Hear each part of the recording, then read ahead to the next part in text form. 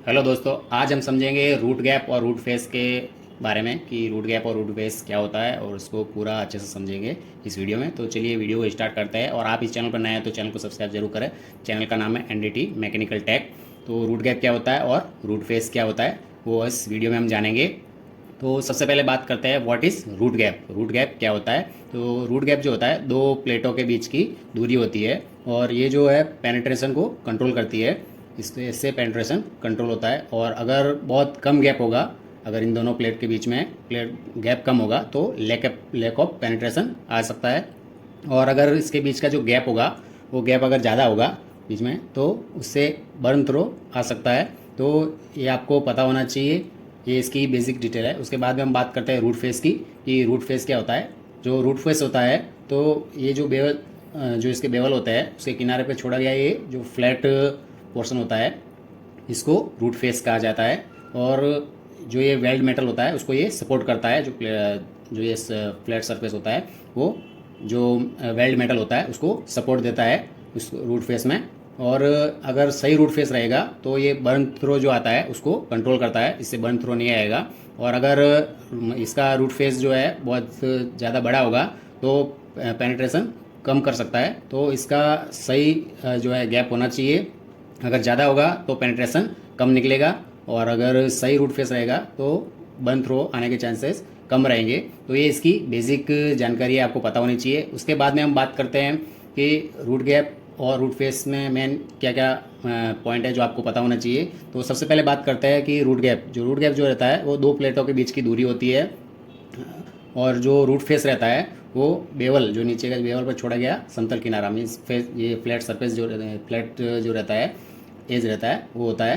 तो ये आपको पता होना चाहिए। रूट फेस में इस तरह का जो होता है प्लेट रहता है और रूट गैप में इस तरह के प्लेट के बीच की दूरी होती है। और दोनों का जो सिलेक्शन होता है वो डब्ल्यूपीएस के हिसाब से किया जाता है कि डब्ल्यूपीएस में किस रूट फेस रखना है या रूट गैप रखना है, वो डब्ल्यूपीएस में दिया होता है।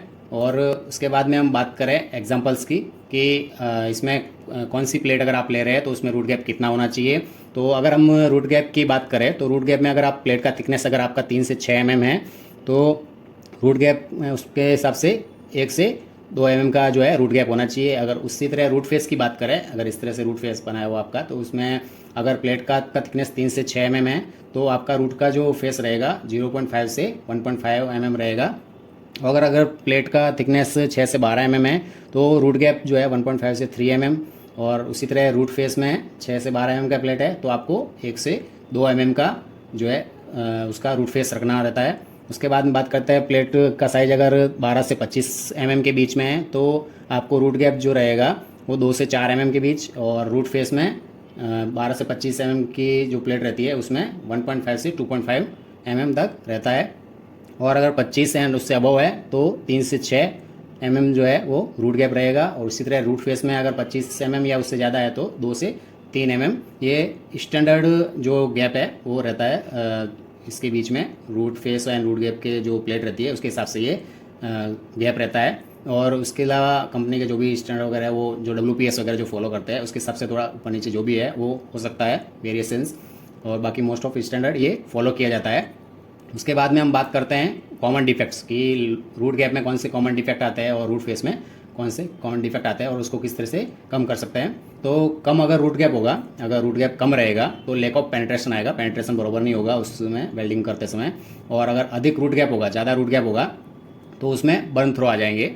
और अगर रूट फेस में ज़्यादा रूट फेस रखा आपने तो इनकम्प्लीट पेनिट्रेशन जो है बराबर नहीं होगा। और अगर गलत फिटअप किया तो उसकी वजह से भी वेल्डिंग के डिफेक्ट आने के चांसेस रहते हैं। इसके साथ ही बात करते हैं दोनों के कंपैरिजन की, दोनों में क्या कंपैरिजन है। तो जो कंपैरिजन रहता है वो रूट गैप में रहता है distance between two plates root gap में। और रूट फेस में flat land on bevel edge, जो बेवल एज रहता है उसका फ्लैट का जो नीचे का पोर्शन था वो land on the bevel edge रहता है। और given edge opening before welding, ठीक है, ये ओपनिंग रहता है। और left on the plate edge, plate edge के लेफ्ट में होता है। और control penetration and root fusion, जो रूट गैप होता है वो कंट्रोल पेनिट्रेशन को कंट्रोल एंड रूट फ्यूजन को करता है। और उसके बाद में हम बात करते हैं रूट फेस की, तो वो support weld metal and control burn through, ये सपोर्ट देता है वेल्ड मेटल को एंड कंट्रोल करता है बर्न थ्रो को। और अगर रूट गैप की बात करें इसमें तो आप इस टू स्मॉल मतलब ज़्यादा स्मॉल होगा तो उसमें लेकर पेनिट्रेशन आने का चांसेस रहेगा, और लार्ज रहेगा तो बर्न थ्रो आने का चांस रहेगा। और अगर इसमें अगर लार्ज गैप जो ज़्यादा रहेगा रूट फेस में तो लैक ऑफ पेनिट्रेशन का प्रॉब्लम होगा, और अगर ज़्यादा रहेगा तो बर्न थ्रो का जो है वो रिस्क रहता है। तो रूट गैप जो रहता है वो डिस्टेंस बिटवीन प्लेट रहता है, ये आपको सिंपल याद रखने के लिए कि रूट गैप क्या होता है। तो डिस्टेंस बिटवीन प्लेट्स रहता है, और रूट फेस में flat edge on the bevel, जो बेवल रहता है उसका फ्लैट एज वो है, याद रखना है आपको कि फ्लैट एज ऑन बेवल रहता है। और अगर सिंपल हम बात करें सही रूट गैप और रूट फेस बेहतर वेल्ड क्वालिटी देते हैं, अगर समरी देखें तो रूट गैप अगर सही रहेगा तो एक वेल्ड की अच्छी क्वालिटी आपको मिलेगी। उसके साथ ही आपको हमेशा WPS के अनुसार फिटअप करना चाहिए कि आपके WPS में किस तरह का कितना रूट गैप दिया है, प्लेट कौन सी लेनी है, वो WPS को आपको फॉलो करना है। और भी इस तरह के मैं वेल्डिंग के और NDT और मैकेनिकल के वीडियोस इस चैनल पर लेके आता हूँ, तो इस चैनल को वीडियो को लाइक करें एंड सब्सक्राइब करें। Thank you.